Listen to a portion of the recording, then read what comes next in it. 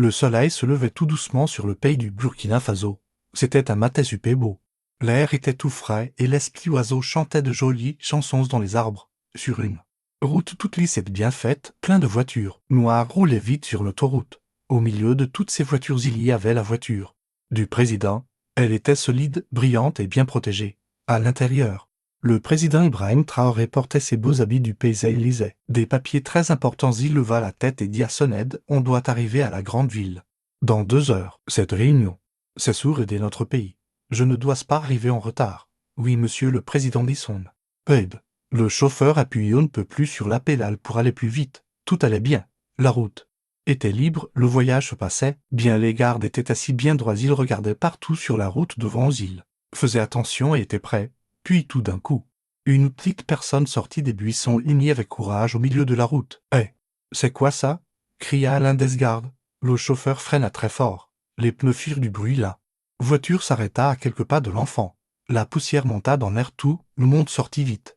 Des voitures, les gardes coururent. Ils ne comprenaient pas. « C'est une petite fille », dit l'un d'eux. Tout surpris, elle avait à peu près 5 ans. Sa robe était abîmée, ses pieds étaient nus.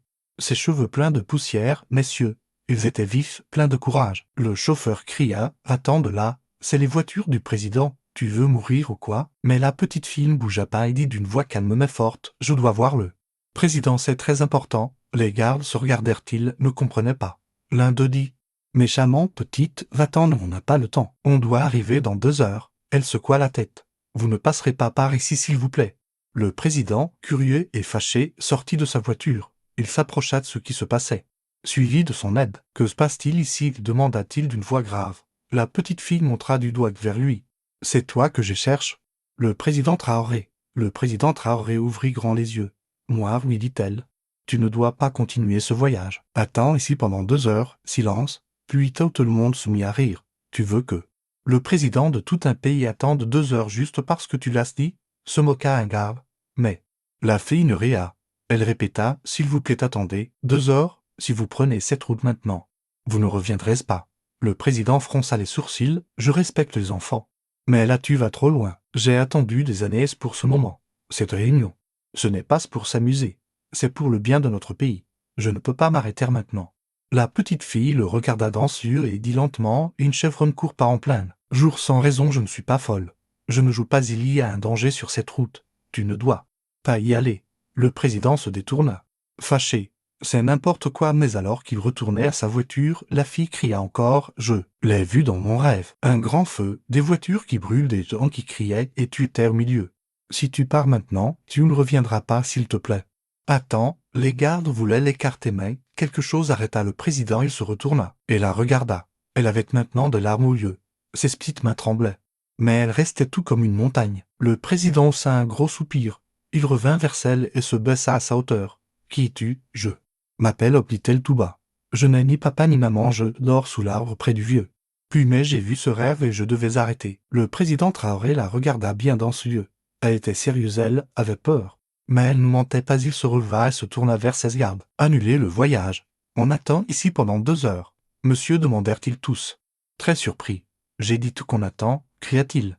Et comme ça, toutes les voitures s'arrêtèrent là sur cette route vide, sous les arbres, avec une petite fille de 5 ans comme seule raison. Le président retourna s'asseoir dans sa voiture. Au lieu de lire ses papiers, il regardait par la fenêtre. « Je suis peut-être fou, dit-il tout bas. Mais quelque chose me dit qu'elle ne laissa. » Les 2 heures commencèrent. Le soleil était maintenant plus haut dans ce ciel. Il tapait sur les voitures noires arrêtées au milieu de nulle part. Le temps passait lentement comme un escargot blessé. Le président Ibrahim Traoré était assis dans sa voiture, les yeux fixés sur l'horloge qui tournait. 30 minutes s'étaient passées. Il perdait patience. Son téléphone sonna encore. C'était son aide qui répondait à un autre appel de l'équipe d'affaires du monde entier. Le président dit l'aide d'une voix nerveuse. Il rappelle encore. Le président Traoré prit le téléphone. « Allô ?» Une voix étrangère résonna. « Sachez pas gentille. Votre Excellence, venez-vous toujours ? Ce retard devient un manque de respect. Si nous ne vous voyons pas dans les 90 prochaines minutes, nous penserons que vous n'êtes pas intéressé et nous donnerons cet accord de plusieurs milliards de dollars à un autre pays africain. » Le visage du président Traoré devint dur. « Je vous en prie, je suis en route. Juste un petit retard. Il vous reste 60 minutes, dit la voix sans. L'accord est perdu. L'appel se termina. Les gardes se rassemblèrent autour de lui, confus et en colère. L'un d'eux s'avança. « Excellence, que se passe-t-il? Est-ce un piège? Et si cette fille avait été envoyée par vos ex pour vous retarder ?» Un autre ajouta. « Quittons cet endroit maintenant avant qu'un malheur arrive. Vous êtes le président. Vous ne devez pas être commandé par une enfant des rues. » Le président serra l'aise. Il bouillait de colère à l'intérieur. Il sortit encore de la voiture et marcha avec colère vers la petite fille. Maintenant elle était assise tranquillement sur une pierre au bord de la route, regardant le ciel. « Toi, cria-t-il, j'en ai assez. Je veux partir maintenant. » Hop se leva lentement, toujours calme. « S'il vous plaît, attendez. »« Non, cria-t-il. Tu n'as aucun droit de m'arrêter. Tu es trop petite. »« Trop peu, commandait un président. Pour qui te prends-tu » Les gardes regardaient. Sonned regardait. Même les oiseaux dans les arbres semblaient se taire là. Voix du président Traoré devint plus méchante. « Je me blâme d'avoir écouté tes paroles. Je suis un homme de pouvoir et de sagesse. Comment ai-je pu devenir assez fou pour m'arrêter à cause d'un rêve ?» Elle le regarda droit dans les yeux sans trembler. Elle prit une grande respiration. Puis dit quelque chose qui fit que tout le monde ne bougea plus, même un lion s'arrête. Quand l'antilope refuse de fuir, silence, le vent souffla doucement à travers les arbres. « Qu'est-ce que tu veux dire ?» demanda lentement le président. Hop s'avança. « Vous êtes le lion fort, puissant que tout le monde craint. Mais parfois le danger ne vient comme le tonnerre.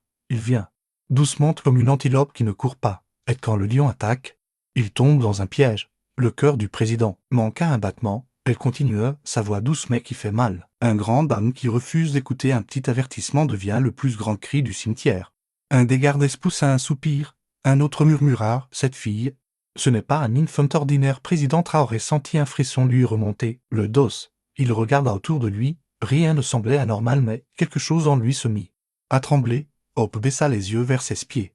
Puis dit « Si je m'en taisais, ce que je serais resté ici au soleil sans nourriture, sans chaussures pour vous arrêter. Je n'ai rien. Mais j'ai cet avertissement et je vous l'ai donné. » Le président recula lentement. Sa respiration avait changé. Il se tourna vers ses gardes. « On attend point final cette fois. » Personne ne dit non. Ils se dispersèrent et curisèrent la zone. Certains s'assirent où les arbres, d'autres restèrent en tout. Armes prêtes. D'autres encore murmuraient entre eux à propos de cette étrange fille aux paroles plus fortes que les balles. Dans la voiture présidentielle, il resta silencieux. Son cœur était lourd. Son esprit était agité. Il regarda encore par la fenêtre et elle était toujours là, assise sur la pierre, fixant le ciel comme si elle attendait que quelque chose en tombe. Il s'appuya à son siège et ferma les yeux. La dernière parole résonnait encore dans sa tête comme une cloche. Un grand homme qui refuse d'écouter un petit avertissement divin te le crie le plus fort du cimetière. 2 heures s'étaient passées. Toutes les voitures du président étaient toujours garées au bord de la route à l'ombre de grands arbres. Tout le monde était tendu. Les gardes étaient en alerte maximale. Plus personne ne riait. Plus personne ne se pressait. Tous les regards revenaient sans cesse vers la petite fille appelée Hop, qui avait d'une manière ou d'une autre interrompu tout un voyage présidentiel. Le président Traoré était assis dans sa voiture. Silencieux, il n'avait pas dit un mot depuis que Hop avait raconté cette dernière parole. Son cœur était troublé. Les doutes et les pensées dansaient dans son esprit comme des ombres. Puis l'appel arriva. Son aide décrocha le téléphone puis ne bougea plus. « Monsieur, dit-il d'une voix qui tremblait. C'est l'équipe nationale d'urgence en haut-parleur, dit vite le président. » Une voix remplie de panique et de tristesse résonna dans le haut-parleur. « Votre Excellence, il y a eu un terrible accident à environ 50 minutes sur votre chemin.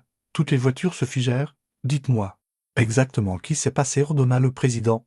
Un gros camion avec de l'essence a perdu le contrôle sur l'autoroute et a explosé. Le feu s'est propagé tout de suite à plus de 40 voitures autour, des bus, des voitures, des motos. Tous partis en flammes. C'est arrivé il y a environ 1 heure. À peu près au moment où vous seriez passé par là. Tout le monde eut le cœur qui s'arrêta à elle. D'urgence continua, monsieur, personne n'a survécu. Pas une seule personne. Tous les passagers, conducteurs, ces gens qui passaient sont morts. Les larmes montèrent au lieu des gardes. L'aide laissa tomber le téléphone et s'assit par terre. Le président Traoré sortit lentement de son véhicule. Ses jambes étaient faibles, son visage était pâle. Il regarda Hop. Elle était toujours assise sur la même pierre calme, immobile, comme si rien ne s'était assez. Mais quelque chose s'était passé, quelque chose d'énorme. Il marcha lentement vers elle comme un homme dans un rêve. Les gardes le suivirent en silence. Lorsqu'il arriva près d'elle, il se mit à genoux. Le président d'un pays entier à genoux devant une petite fille pieds nus. Il la regarda et murmura « Tu m'as sauvé la vie. Hop leva l'yeux. Ce n'était pas moi. C'était le rêve qu'on m'a donné. » Il secoua la tête. « Tu aurais pu l'ignorer. Tu aurais pu rester caché dans les buissons. Mais tu sortis. Tu t'es mise devant des voitures en Marche, tu t'es mise devant moi, un homme que tout le monde craint. J'avais peur aussi, répondit-elle doucement. Mais j'avais encore plus peur de ce qui se passerait si je ne parlais pas. Le président baissa la tête. D'enfant de ton âge aurait fait cela, les gardes essuyaient maintenant leurs larmes. Lady chuchota à un autre, ce n'est pas une fille ordinaire, c'est divin. Le président Traoré prit la petite main d'Europe dans la sienne énorme et la regarda avec des larmes dans les yeux. Dit-il doucement, à partir de ce jour, ton nom ne sera pas seulement il sera mon espoir. L'espoir du Burkina Faso, l'espoir qui a sauvé son dirigeant. Toutes les voitures reprirent la route, mais cette fois lentement et avec recueillement. Le chemin du retour vers la capitale semblait différent, silencieux, lourd. Les gardes restaient immobiles dans leurs véhicules, l'aide regardait par la fenêtre. Tout le monde pensait à la même chose, nous serions morts aujourd'hui sans cette petite fille. Hope était assise à côté du président Ibrahim Traoré à l'arrière, sa tête appuyée contre le coussin. Moelleux, ses petites mains se posaient sur ses genoux. Elle regardait par la fenêtre les arbres défiler sans vraiment savoir ce que son courage avait accompli. Lorsqu'ils arrivèrent enfin à la villa présidentielle, les portes s'ouvrirent et toutes les voitures entrèrent. Le personnel du palais précipita pour accueillir le président, mais s'arrêta net en voyant la petite fille lui tenir la main. Personne ne posa encore de questions. À l'intérieur, le président convoqua une réunion d'urgence du personnel. Ses responsables, son équipe médiatique, ses gardes et ses aides étaient tous rassemblés dans la grande salle. Hope se tenait à ses côtés, portant la même robe déchirée, le visage fatigué, les pieds couverts de poussière. Mais la salle était silencieuse, puis le président fit un pas en avant. « Je veux que tout le monde arrête ce qu'il fait, dit-il fermement. Ce que je vais dire n'est pas de la politique, ce n'est pas une affaire de gouvernement, ce n'est pas pour les caméras, c'est une question de vie ou de mort. » Il les regarda tous. Aujourd'hui, j'étais en route pour une réunion très importante, une réunion qui aurait pu rapporter des milliards à notre pays. Je l'attendais depuis si longtemps. Mais, voiture avançait sans problème, tout allait bien. Puis soudain, une petite fille orpheline de 5 ans sortit des buissons est, plantée devant nos voitures en marche. Des exclamations de surprise parcoururent la salle. Le président coua la tête. Elle nous a dit de nous arrêter. Elle a dit que nous devions s'attendre 2 heures. Nous ne l'avons pas cru. Nous avons essayé de la chasser. Elle y refusé. Elle m'a dit que si je continuais, je ne reviendrais pas. Elle l'a dit avec un téléphone courage. Une telle force, une telle vérité. Il fit une pause, se souvenant de son agacement et de sa frustration. J'ai failli la laisser l'aimer quelque chose. Dans ses paroles, surtout ses paroles de sagesse. A secoué mon esprit. Alors je l'ai écouté. Il se tourna vers Hope et posa une main douce sur son épaule. 2 heures plus tard, nous avons reçu la nouvelle, un camion-citerne transportant du carburant s'était renversé et avait explosé sur la route que nous devions emprunter. Plus de 40 véhicules ont été pris dans les flammes. Aucun survivant. Si nous nous étions pas arrêtés, moi, mes gardes, mon aide, toute mon équipe, nous serions morts à 7 heures. Le silence remplit la pièce comme un brouillard épais. Des larmes scolaires sur les joues de certains employés. L'un des gardes se mit à pleurer ouvertement. Même les hommes les plus forts de la salle furent émus. Le président essuya ses yeux et regarda de nouveau Hope. Cette petite fille nous a tout sauvés. Elle a sauvé le président d'une nation. Elle a sauvé ses hommes. Et elle l'a fait sans chaussures, sans nourriture, sans famille. Pourtant sa voix c'était plus forte que toutes les sirénesses de nos voitures. Il se tourna vers la salle et dit fermement, à patte d'Audrey, elle n'est plus orpheline. C'est mon enfant, ma fille. Elle s'appelle Hope et je l'élèverai dans ce palais. Je lui donnerai une éducation. Je la protégerai et je lui offrirai tout ce dont elle a besoin. Le personne l'applaudit. Hope restait là, silencieuse, les larmes coulant sur ses joues. Elle n'avait jamais été prise dans les bras ainsi, jamais appelée fille, jamais aussi proche de tant de visages souriants. Le président la souleva dans ses bras et dit, ce n'est pas qu'une enfant, c'est un trésor national, elle est l'espoir dont nous avons tous besoin. Le lendemain, le président fit ami le Kyushu national, les caméras se tournaient. Les chaînes de télévision interrompirent leur programme habituel et gens se rassemblèrent dans les maisons, les marchés et les écoles pour garder. Quand le président Ibrahim Traoré apparut à l'écran, tenant une petite fille dans ses bras, la nation entière écouta. Il raconta l'histoire de la route, de l'avertissement, des paroles de sagesse de l'accident, de leur survie. Jusqu'à le peuple du Burkina Faso pleura, des vieillards essuyèrent leurs yeux, des femmes serrèrent plus fort leurs enfants, les jeunes partagèrent son histoire par téléphone et à la radio. Le nom de Hope fut chanté à travers tout le pays. Et dès ce jour, chaque citoyen, jeune ou vieux, se souvient de ces paroles de sagesse. Même un lion s'arrête quand l'antilope refuse de fuir. Un grand dame qui refuse d'écouter un petit avertissement devient le plus grand cri du cimetière. Hope commença sa nouvelle vie au palais. Elle initia à l'école, elle porta de nouveaux vêtements. Elle mangea de bons repas. Elle fit de nouveaux amis, et chaque fois que quelqu'un lui demandait comment elle était devenue la fille du président, elle souriait simplement et disait « J'ai juste dit ce que j'ai vu dans mon rêve ». Leçon morale, aucune voix n'est trop petite pour sauver une vie, aucun message n'est trop faible pour être vrai, aucun dirigeant n'est trop grand pour écouter. Parfois la grandeur ne vient pas du fait par l'effort, mais d'écouter en silence. Il est bon de diriger, mais parfois il est encore meilleur d'écouter. Si vous aimez ce que fait le président Traoré, commentez que Dieu bénisse notre cher président. Si vous avez aimé cette vidéo, n'oubliez pas de cliquer sur le bouton s'abonner, d'aimer, de partager avec vos amis et d'activer la cloche de notification pour être les premiers s'informer dès que nous publions une nouvelle vidéo. Merci de nous avoir regardés.